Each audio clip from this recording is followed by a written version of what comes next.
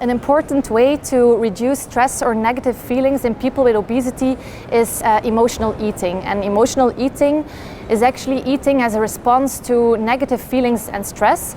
And we see when people with obesity get treated for their obesity, there is an initial weight loss, but afterwards they regain the weight. And we also see that actually they handle their negative emotions the same way as before, so they turn to emotional eating as much as before. And recently, emotional eating is associated with emotion regulation. And emotion regulation refers to the various ways we influence which emotions we have, when we have them, and how we experience and express these emotions. And in our research, we did a 2-hour emotion regulation workshop in early adolescents with obesity.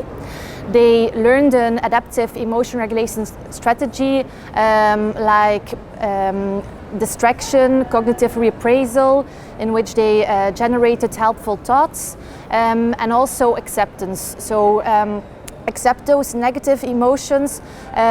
These emotions give you a message and are important to have.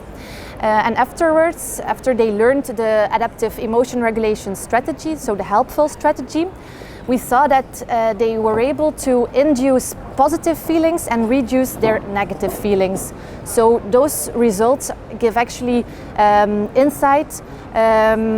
insight to future research on obesity and the treatment of obesity.